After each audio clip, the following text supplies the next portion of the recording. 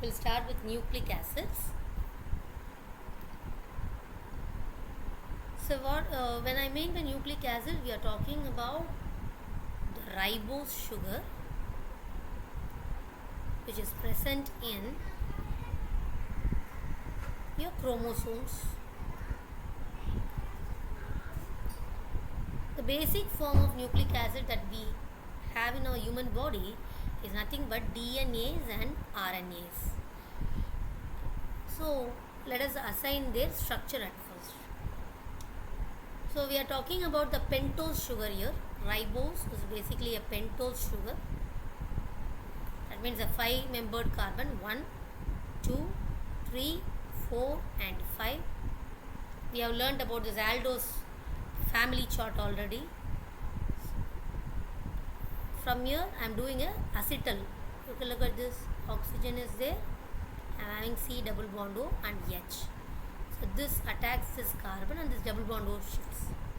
So that I have created an anomeric carbon here. Right? If the OH is coming to the left hand side, I call it as beta. So this is nothing but beta D ribose. It is called as beta D ribose. Now I am putting in an aorth projection. I start with oxygen. At the right hand side, I start with the anomeric carbon, this carbon. Whichever is in the left hand side, start writing OH, H, H. Among them, H and CH2H is there, which is bulky CH2H. I put it at the top.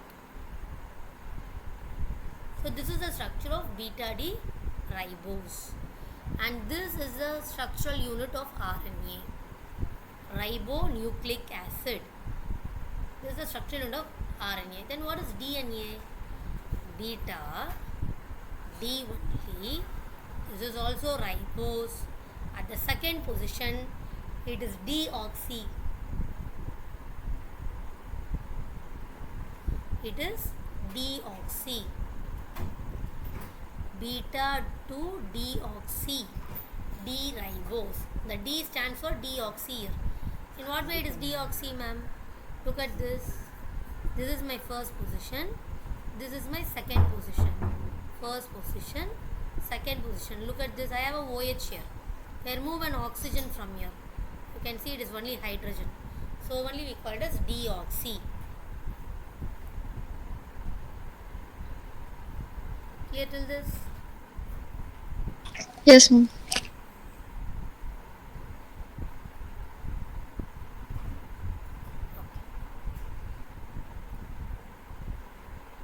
Now we have two important functionalities that is present in the nucleic acids.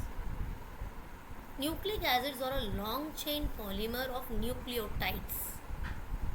Since they are the long chain polymer, we call it as polynucleotides. Let us understand what is a nucleoside and a nucleotide. Consider your RNA, beta D ribose. I am taking the structural unit of beta D ribose. This one.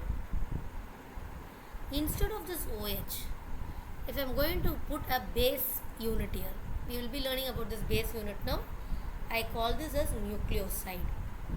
Instead of this OH, if I am going to put a base here, I call it as nucleoside. Then when will I call it as a nucleotide? Take the same structural unit with its fourth position, 1, 2, 3, 4. Fourth position. I am taking phosphoric acid and I condense it between it. This is H3PO4, phosphoric acid. I use this D-ribose, beta D-ribose, which is attached with a base. I remove water. You can see HOH is removed. What else is remaining? Oxygen is remaining. You can see the bond is between phosphorus and carbon here.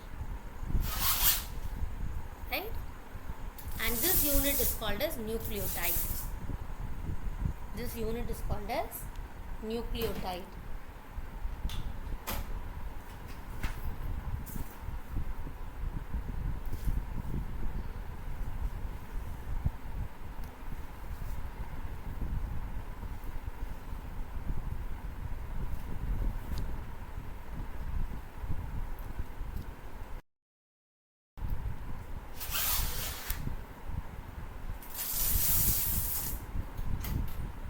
Clear till this, bro? Yes, ma'am.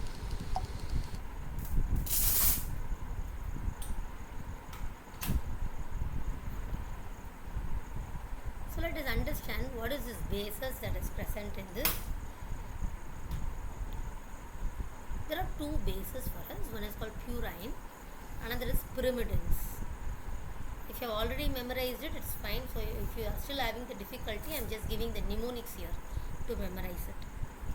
Purines are basically made up of adenine and guanine. So GAP, G-A-P, GAP, you can remember as GAP. Guanine, adenine is purine. Pyrimidine is also the another base, which is made up of cytosine, thymine and uracil. So I'm just keeping it as QT pi, C-U-T pi, QT pi. So two bases are there. We saw in that RNA, I was having a base here, na? I'm talking about this base. Any of this base could be there. Okay? Right. Now when I'm talking about this DNA, if the DNA is there, what kind of pair-up could happen? Which bases are possible for DNA? Adenine, guanine, cytosine, thymine. These are possible. In case of RNA, what is possible? Adenine, guanine, cytosine and uracil. You can see all these three are same to same. DNA has thymine and RNA has uracil. That is the only difference here. So they'll be asking in DNA what is the complementary basis. A goes with G. A goes with G. There are three. A, G, C, T is there. So when I am talking about the complementary bases, I have A with T and G with C. I have A with T and G with C. We'll look at the pattern here. Let's look at this. Adenine goes with thymine, guanine goes with cytosine. You can see two hydrogen bonds are between adenine and thymine and three hydrogen bonds are between G and C. 2 with AT, 3 with GC.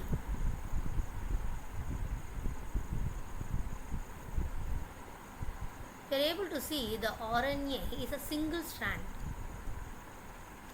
but DNA is a double stranded. We can see this. It is made up of two strands together which are bonded with each other through hydrogen bonding.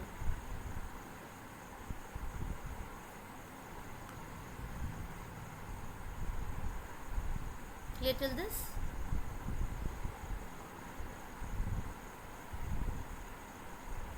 Yes, ma'am.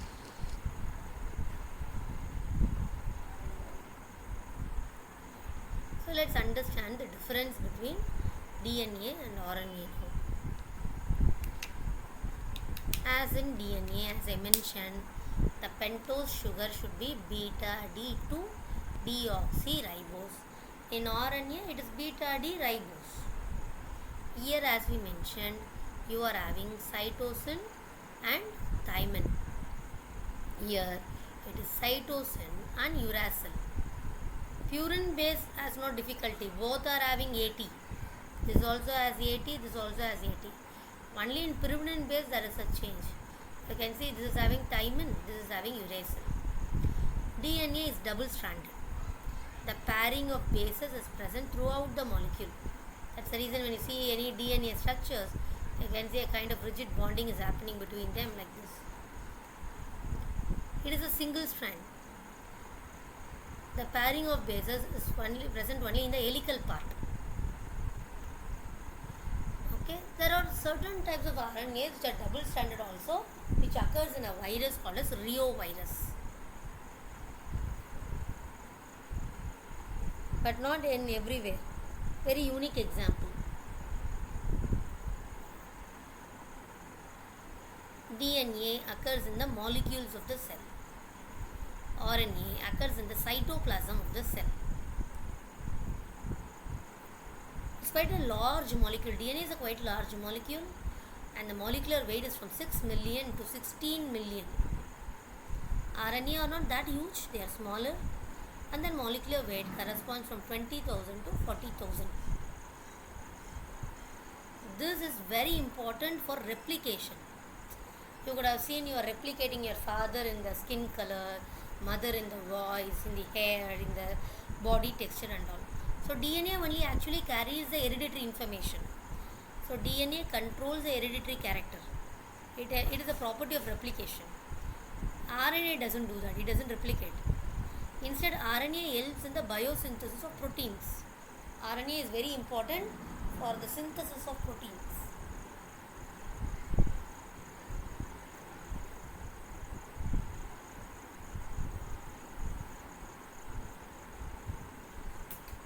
Yes, ma'am.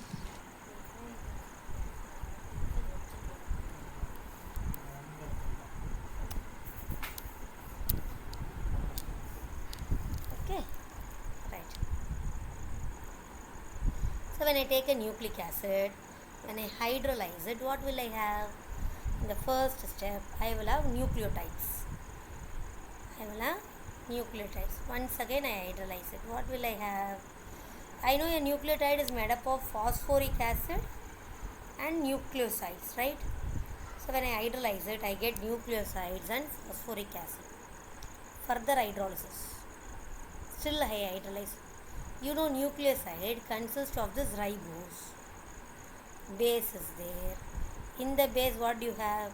Purine is there and pyrimidine is there. That's what it is showing. When I hydrolyze it, there is a pentose sugar, purine base and pyrimidine base.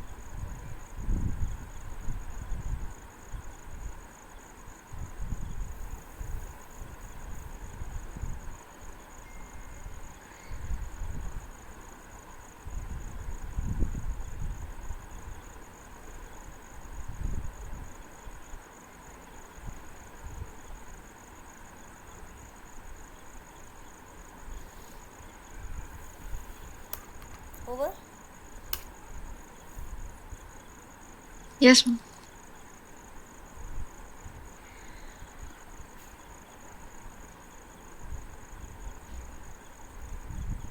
We are going to memorize now the structures of adenine and the other corresponding purines and pyrimidines here, which is very important for JEE. We get questions of this asking for the right structures here. So I'm just helping you to memorize it. So look at this pattern. You have in purine, you have two membered rings.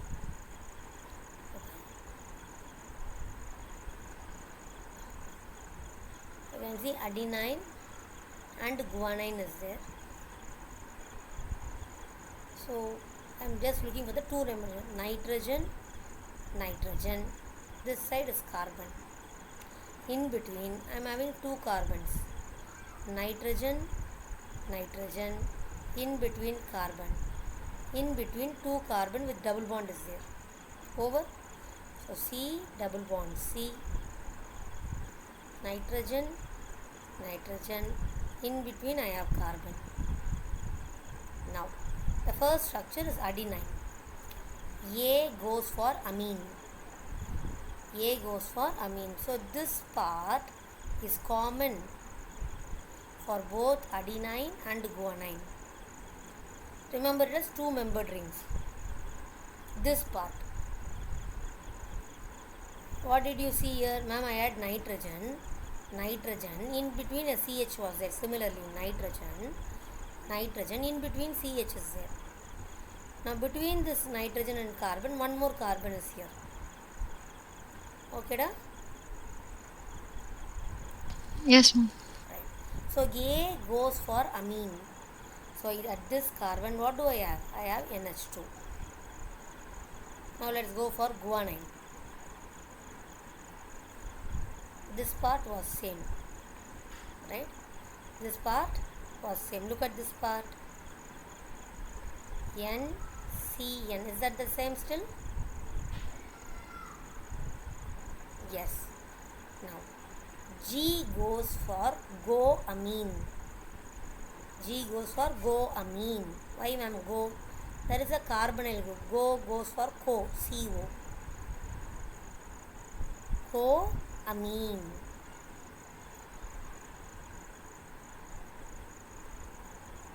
Okay, once you are comfortable with adenine and guanine structure, cytosine and uracil structure becomes easy for us. Look at cytosine. Leave out this structure. I am looking only at this part now.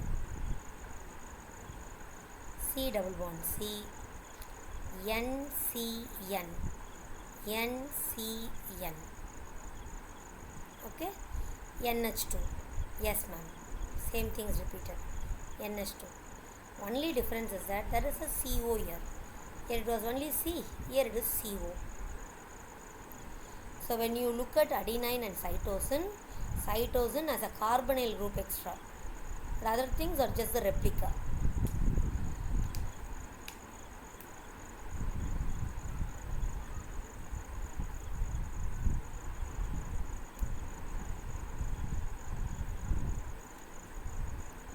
Over?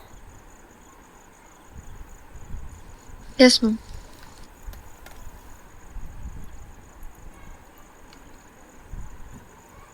Let's go for uracil now. I look at guanine. Leave out this part. Look only at this part. C double bond C, CO, CO. This part NCN. Yes, ma'am.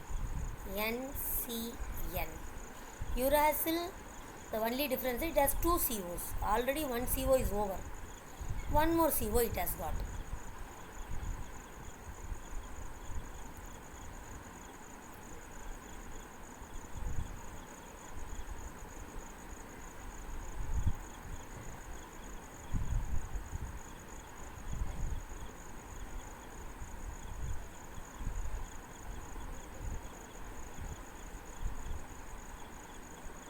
Yes, ma'am.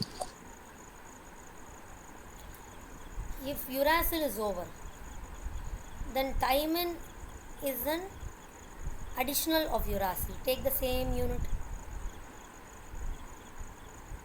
to this CH. Just add a methyl. Thyme, remember thyme, methyl. Thyme, methyl. Thyme is there, which is very replicating, making us to remind about this methyl. So there is a methyl unit there.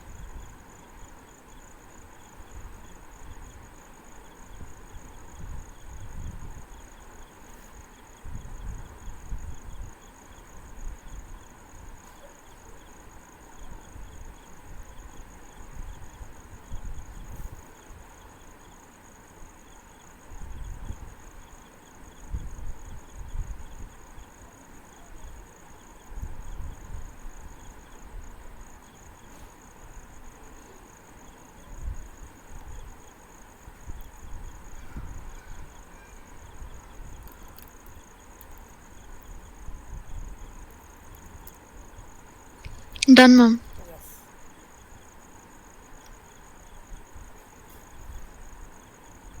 So you are able to understand there is a little bit of some kind of continuity is there. There is a chance for us to remember it as well. Okay, alright. Now let's continue. So we have learnt about different types of bases that are available. The next one, we are doing phosphodiester bond. Phosphodiester bond. This is the one which is used for the formation of dinucleotide. We know what is a nucleotide. I have a ribose which is attached with a base. Upon condensation with phosphoric acid, it has created this, right? It has created this, right? So since I said dinucleotide, I can understand 2 moles of nucleotide are going to participate here. So I am taking 2 nucleotides here. Now the condensation is going to happen between 5th and 3rd carbon of the pentose sugar. Condensation means removal of water. So let us assume this 1, 2, 3, 4 and this is 5. This is the 3rd carbon. The 3rd carbon is having OH. Similarly here 1, 2, 3, 4, 5. With the fifth carbon only phosphoric acid unit got condensed. Now I am going to remove the water between the third carbon and the fifth carbon. So I have OH here and I have H here. I am going to just remove it so that I link this oxygen to this CH. Can you see this?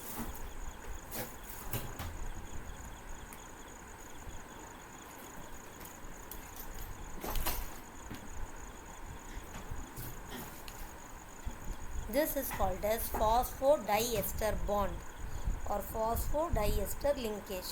Questions appear. What is the site at which the phosphodiester linkage is formed? Between the fifth and third carbon of the pentose sugar.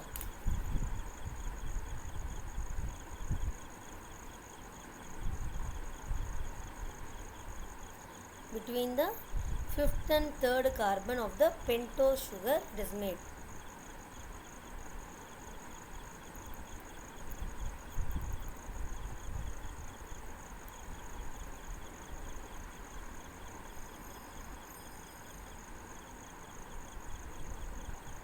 Yes, ma'am.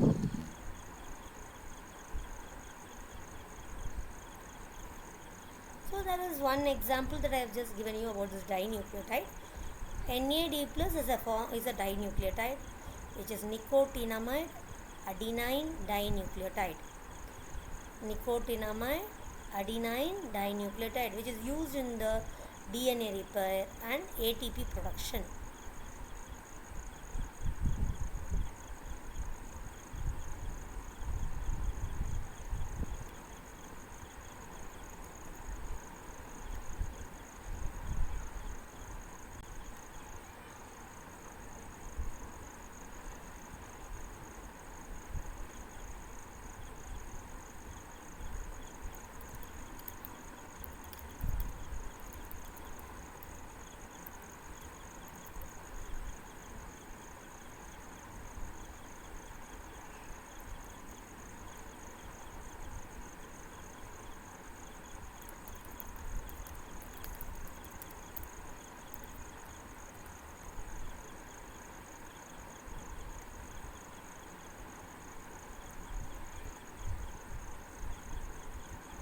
Okay.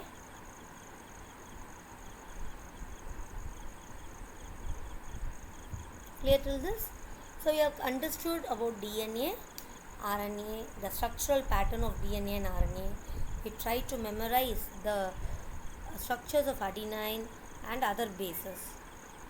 Okay, look at the question. The question will be barely from the structure itself. Among the following compounds, which one is found in RNA? So we can look at the structure. It is C double bond C, N, C, N, two carbonyl groups are here. Which structure provides this? Uracil. Is uracil available in RNA? Yes. So yes.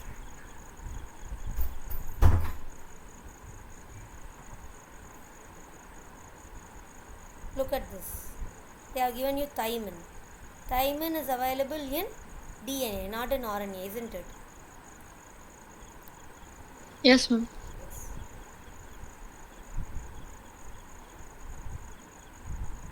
Look at the next question.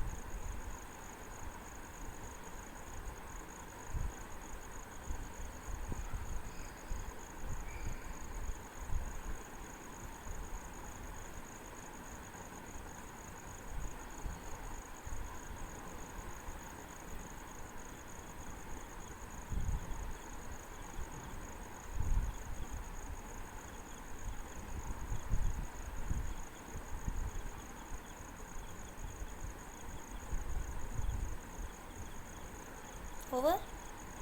Yes, ma'am.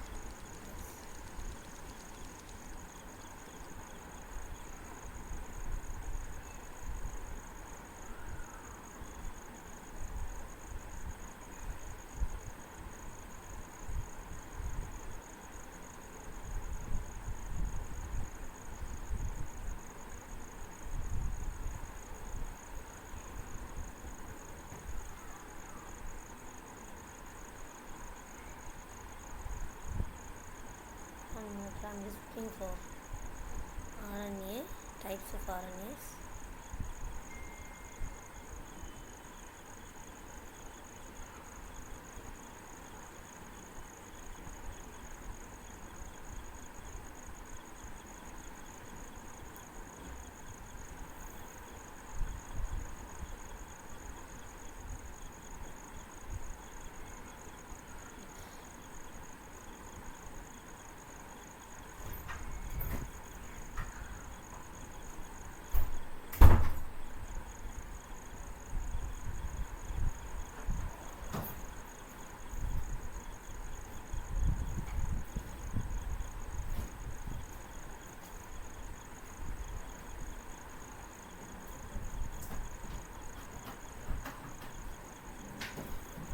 We are looking at the different types of RNAs now.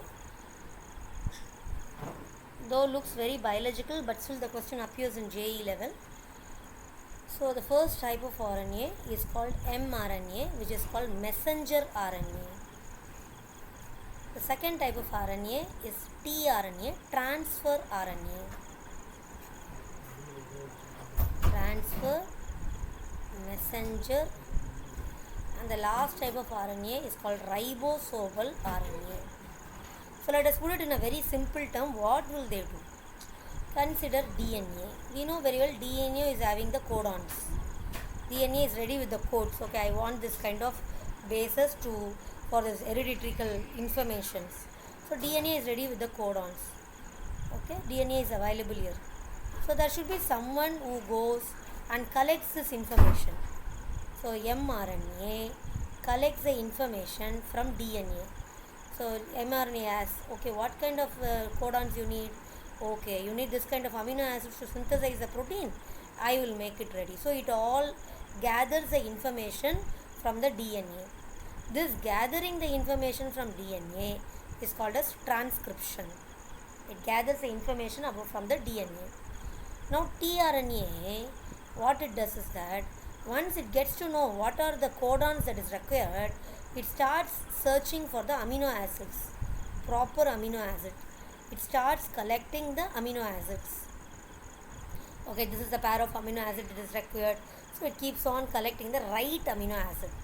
Now once the codons are ready and the amino acids are ready, this is being taken by the ribosomal RNA. This is taken by the ribosomal RNA to synthesize the proteins. So this overall process that is done by mRNA, tRNA and rRNA is called as translation. The initial process that is done by mRNA is called as transcription. The overall process that is completed by these three RNAs are called as translation.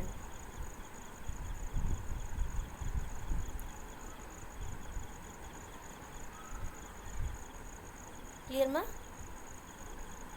Yes, ma'am.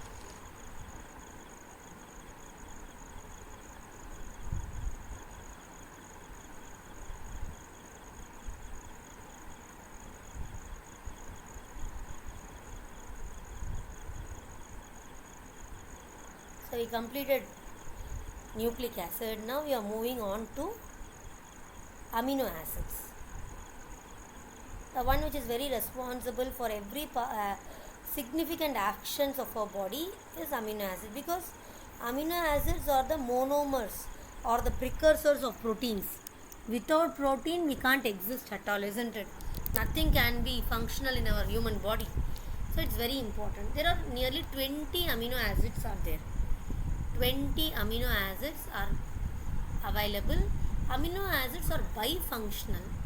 What do I mean by bifunctional? Consider this. So in an amino acid, I have carboxylic unit as well as amine unit is there.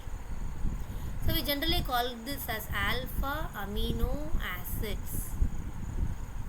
The carboxylic unit is attached to this carbon. This carbon is alpha. To this alpha, amino group is attached. So I call this as alpha amino acids.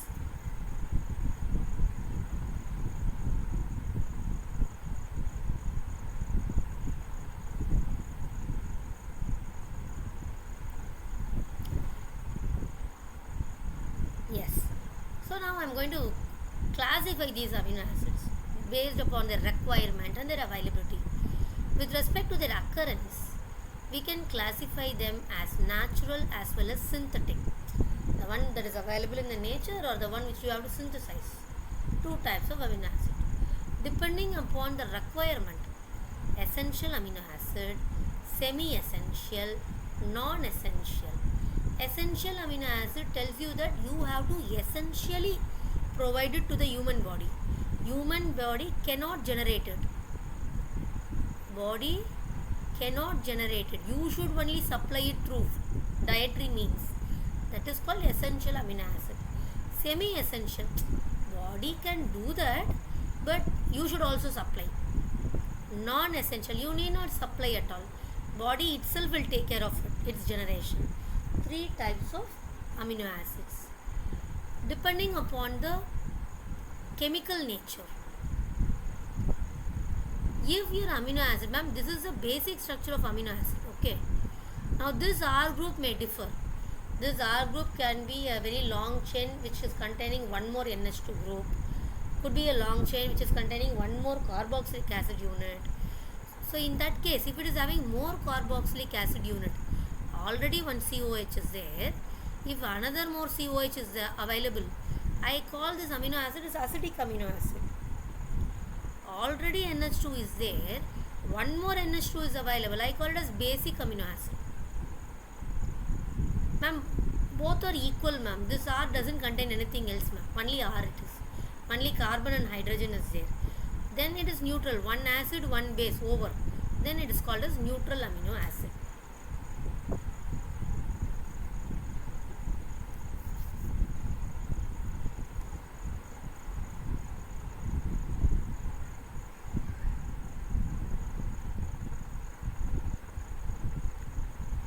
Yes, ma'am.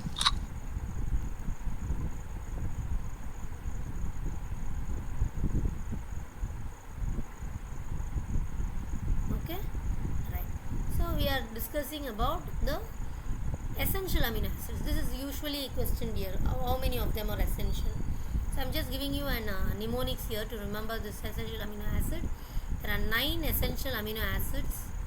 Essential means not synthesized in our human body. Okay, so MTT VIP all. MTT VIP all. M stands for methionine. Methionine contains sulfur. Sulfur containing amino. Please write down sulfur containing amino acid. 820. Tryptophan. T stands for tryptophan. T stands for threonine. MTT. VIP. V stands for valine. I stands for isoleucine. P stands for phenylalanine. Hall. Here this A is just added to make it as a statement. MTT VIP hall. The A does not come into essential amino acids at all. Okay, I have given this A because I need to make a statement MTT VIP hall for memorizing it. So I added a A here. Histidine. Histidine. L. Leucine. Another L. Lysine. MTT VIP all. Along with methionine, there is another amino acid which is cysteine, that is also containing sulfur.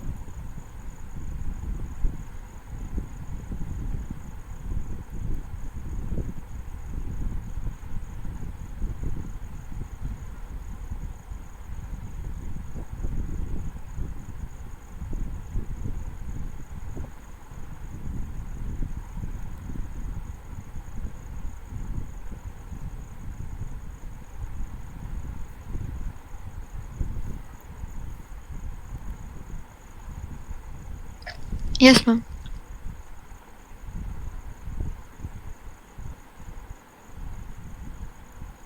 Now moving to the structures, should we know the structures? Of course we know that we need to know the structures for competitive examination, for board exam as well. So there are questions regarding the functional group qualitative analysis. In NCRT, even now I can show you. Consider here, in methionine and in cysteine, you have sulfur. Do you remember this Lessines extract test that we did it in POC chapter? In your school you should have done it. POC chapter, Lessines extract test. Yes, ma'am.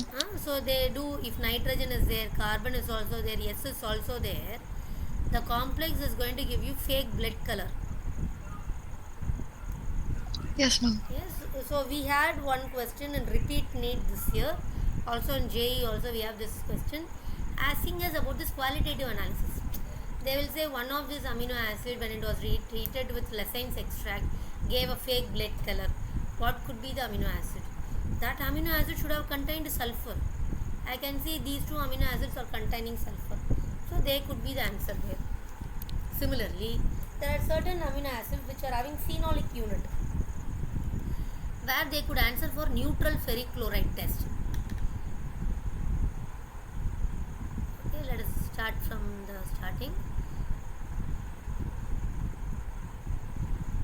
We are discussing about the amino acid structures. I start with the first molecule, glycine.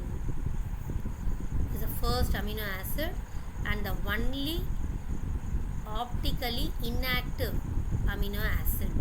All the other amino acids are optically active because the carbon is bonded with two hydrogens. So it is optically inactive because it is a achiral molecule.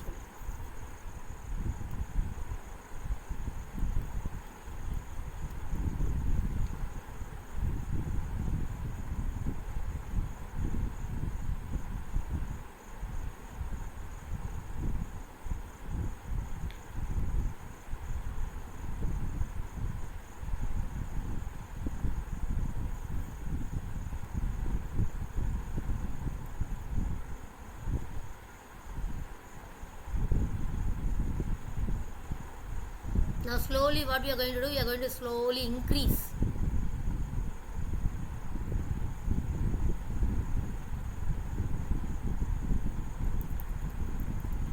Increase the R group here and check what are the names of amino acids that are available.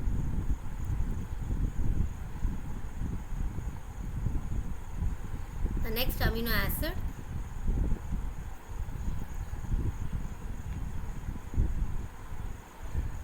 alanine, and just take this NCRT book. That would be much more better for you to even study for your board exam purpose. Wait a minute.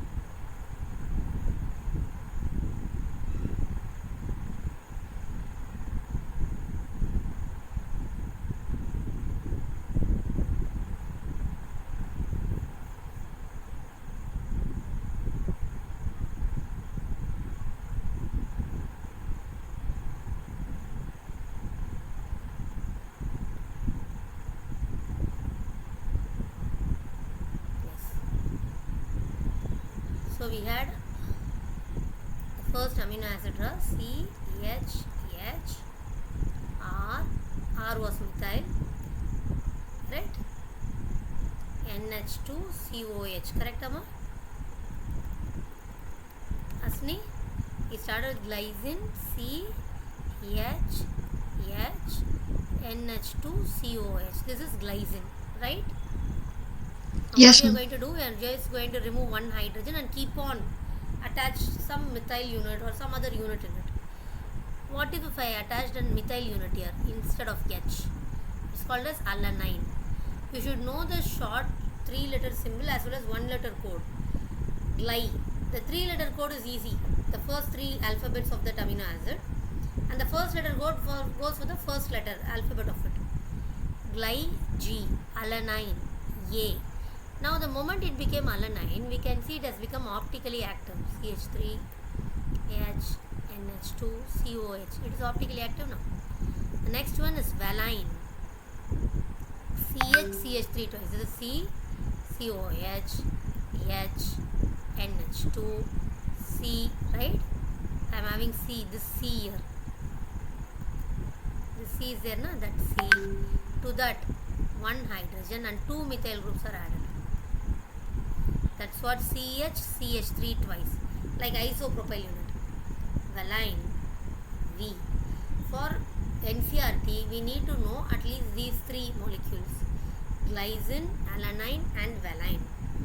The next one, leucine. What am I doing? Take the same unit, introduce one more carbon here. Can you see this?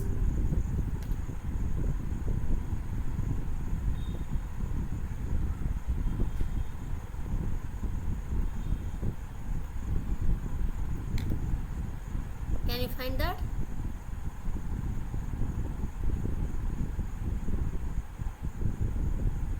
Ma'am? Am I audible to you? Yes, ma'am. Yes. I'm giving you the structures. Can you understand this? I'm Yes, just ma'am. introducing just one more carbon unit here, leucine. Okay, next one, isoleucine. I'm branching it. Look at arginine. Arginine basically comes in which is the most basic amino acid.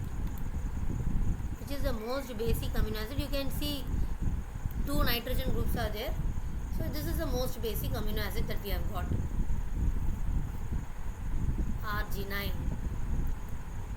And it also has got an imine unit here. C double bond NH.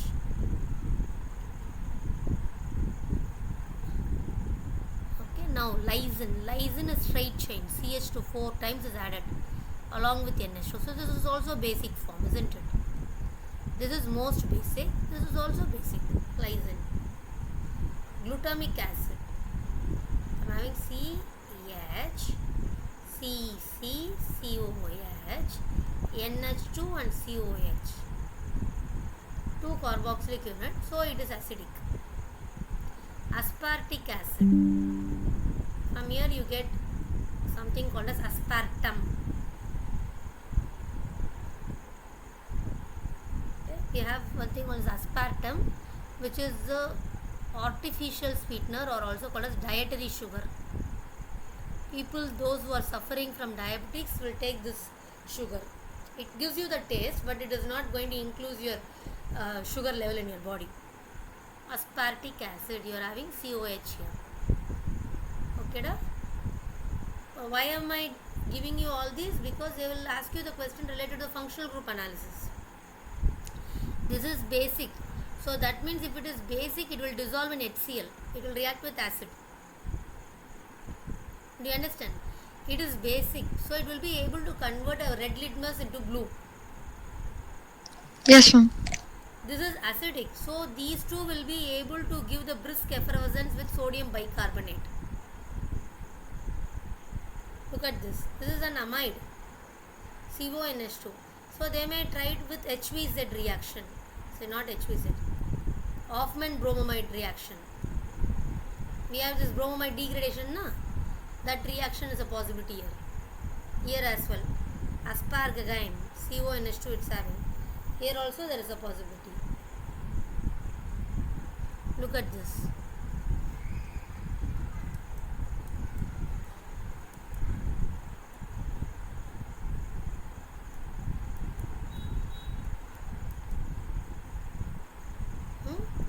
What kind of an alcohol? Secondary alcohol, isn't it? It will give glucose stress but not very fast. Look at this again. Primary alcohol, right? Serine, primary alcohol, will not give glucose test at all. I told you cysteine is a sulfur containing amino acid.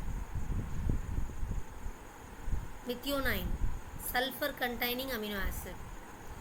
Phenylalanine, I have benzene CH2 which is attached to carbon HNH2 COH. It is aromatic, isn't it? Yes, ma'am. Next one, tyrosine. Tyrosine, you can see the benzene is attached with OH, phenol. So this will give you neutral ferric chloride test.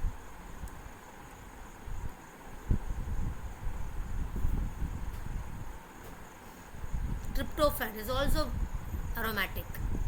Phenylalanine, tyrosine, tryptophan, they're all aromatic. You can see benzene is there.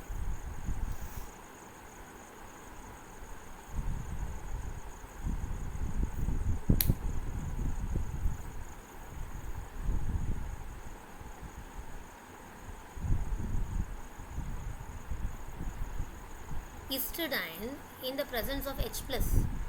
What will be the final structure? We had this question in last year JE. So this nitrogen also has lone pair. This nitrogen also has lone pair. But this lone pair is localized. What do you mean by that? It will not get into resonance, isn't it? What about this lone pair? It can go for resonance. Am I right?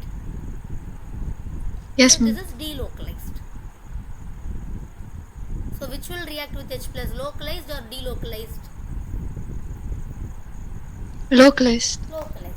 So histidine in acidic medium, you will see the plus is there, N plus H. This is a total structure here.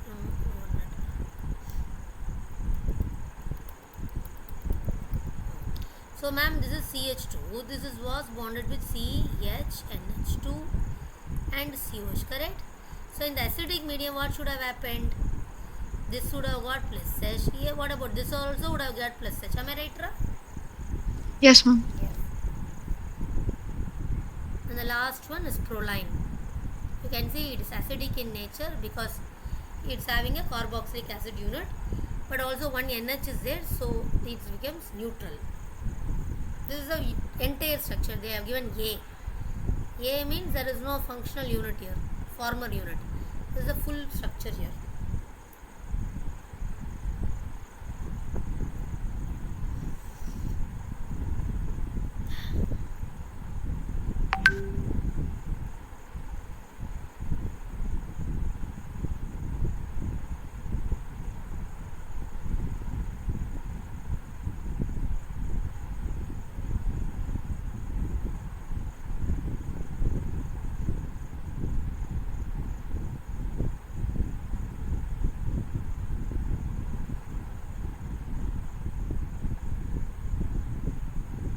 Yes, ma'am.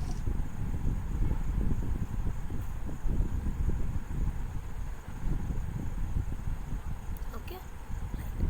So that was regarding the amino acids and their structure. So you have to study this amino acids and their structure from NCRT. Do not look at any other book. Even if NCRT has given any printing mistake also, it's fine.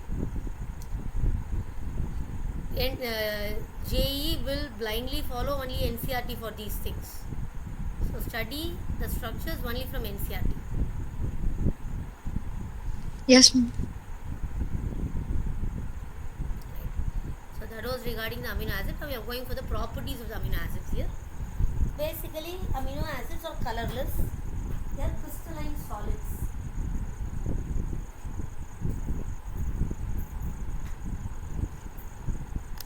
They are colorless and they are crystalline solids. They are water soluble. They have high melting. They are high melting solids. The melting point is too huge. They behave like salts rather than simple amines or carboxylic acid. Now that's a statement, wonderful statement. I don't consider them as just as amine. I don't consider them just as carboxylic acid. I instead consider them like a salt. That is the reason I say it is water soluble. That is the reason I say it is crystalline. That's the reason why it is high melting. Why do I consider it as a solid basically? Because it exhibits a mechanism called as Zwitter ion formation or dipolar ion. It shows Zwitter ion formation or dipolar ion formation. This is NH2COH. You can see carboxylic acid and the amine is present. This is acidic and this is basic. So what it does, this releases H plus to become COO minus, and that H plus is taken by this NH2 to become into this ion. You can see two charges are there. So I call this as dipolar. We call this as dipolar, and this only makes them to look like a salt because they are ionic right now. They are not neutral here. This formation is called as Zwitter ion formation. So in Zwitter ionic form, the amino acids can show amphoteric behavior. Why? What do you mean by amphoteric behavior? The one which could act both with an acid as well as a base. I can see negative charge is there where it is like a base. A positive charge is there where it is like an acid. So this side it can react with a base, this side it could go for an acid reaction. So we call it as amphoteric in nature.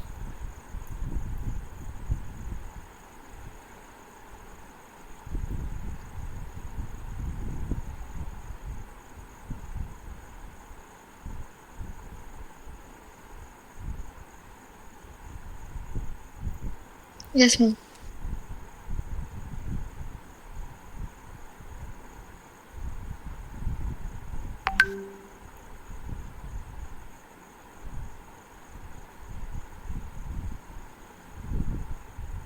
So let us consider this Zwitter ion behavior in acidic medium and basic medium separately.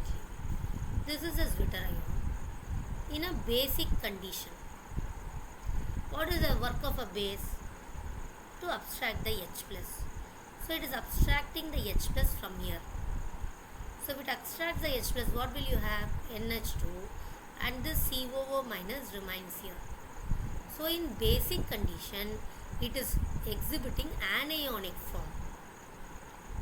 It is exhibiting anionic form. So if I put this amino acid in a basic condition in an electrochemical cell, because it is anionic, I can see it is moving towards positive electrode. Similarly, when I put it in an acidic condition, what is the work of an acid? To furnish H plus ion. COO minus will take up this H plus ion to become carboxylic acid, and this NH3 plus remains as such. I can see it is showing the cationic nature. So when I put this amino acid in electrochemical cell, I can see this is moving towards negative electrode.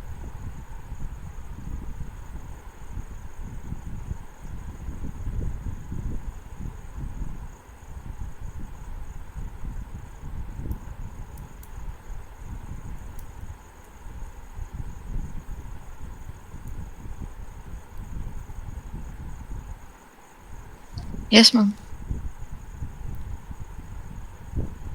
Now we are discussing about a point called as isoelectric point. At certain pH, this Zwitter ion exists, dipolar ion, or the neutrality exists. That is called as isoelectric point. So basically this isoelectric point is given by the symbol Pi, which is an average of the pKa's. Consider it is acidic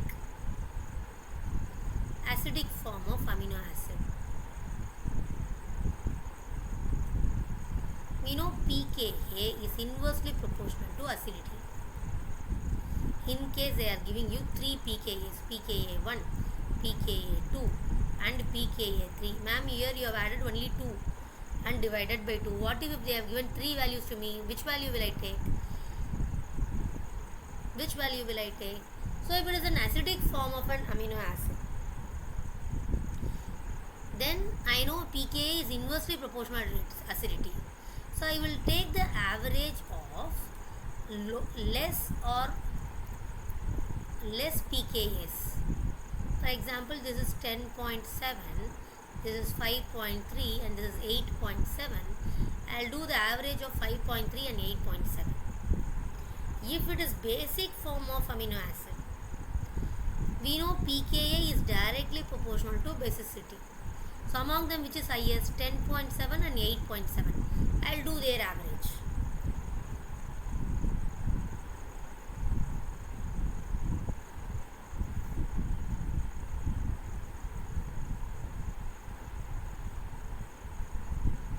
Got it? Yes, ma'am. So we are discussing about the isoelectric point, how to identify the isoelectric point, etc. Now is the formation of the peptide bonds. How do I form peptides? Peptides are nothing but amides. How do you make amide? I take carboxylic acid, I take an amine, I am going to remove water here so that it forms CONH. This is how I form an amide. So I take the carboxylic acid, I treat it with another carboxylic acid, I remove the water, I form an amide. So whatever, how many amide it is formed? One amide is formed. Add a 1 to it and I will say it is a dipeptide. I repeat, when I say dipeptide, it means one peptide bond is formed. When I say it is tripeptide, two peptide bonds are formed. So how many amides you make? Just submit, add 1 to it and say the peptides. So now right now I am having alanine and glycine. So this is alanine, this is glycine. I remove water, I have made the amide here.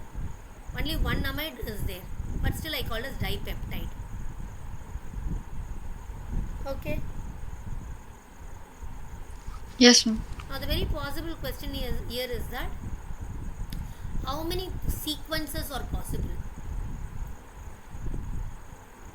If glycine, alanine and valine forms polypeptide, how many sequences? Gly, ala, val is a possibility. Gly, val, ala is a possibility. Ala, val, gly is a possibility. Ala, gly, val is a possibility. Then val, ala, gly. Then val, gly, ala. Correct? Yes, ma'am. How many possibilities? 6 possibilities you are having. Isn't it? Yes, ma'am. Yeah. So can I say it is 3 factorial? Yes, ma'am. Yes. So you can make 3 factorials here. Unless they mention there is no repetition is followed. Here they mention sequences are possible containing these 3 amino acids. That means I should make the sequence where at least one ala is there, one gly is there, one val is there. What if even it could be 3 glys should be there, isn't it? 3 glys could be there. 3 ala could be there. Am I right, Ra? Yes, ma'am. That is also a possibility. In that case, you should do the 3 cube here. If they are mentioning it should not repeat, then it is factorial. If they are not mentioning regarding its repetition and all, or they don't say it should contain, all these stuffs are not provided, go for factorial.